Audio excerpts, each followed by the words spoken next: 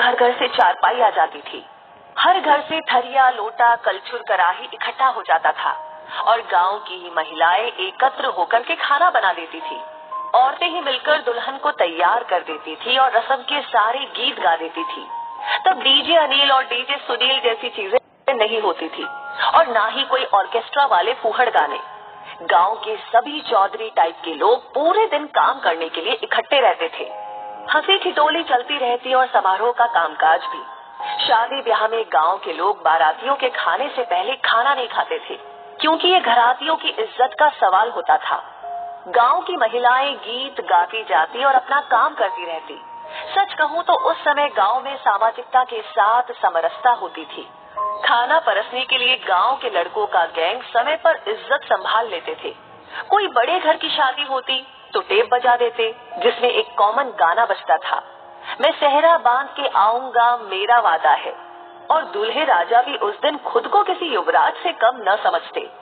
दूल्हे के आसपास नाव हमेशा रहता। समय समय पर बाल झाड़ते रहता था कंघी से और समय समय पर काजल पाउडर भी पोत देता था ताकि दूल्हा सुंदर लगे।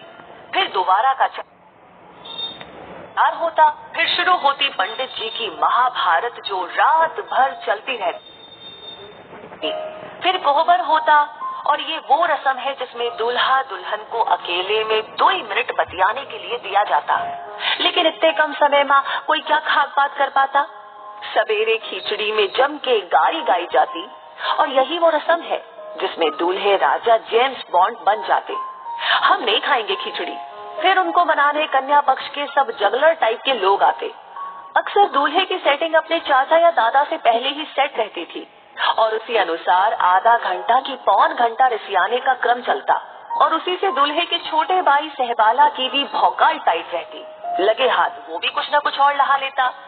फिर एक जयघोष के साथ खिचड़ी के गोले से एक चावल का कण दूल्हे के होठों तक पहुंच जाता और एक विजयी मुस्कान के साथ वर और वधू पक्ष इसका आनंद लेते। उसके बाद अचर धरुवा, जिसमें दूल्हे का साक्षात्कार वधू पक्ष की महिलाओं से करवाया जाता और उस दौरान उसे विभिन्न उपहार प्राप्त होते जो नगद और श्रृंगार की वस्तुओं के रूप में होते।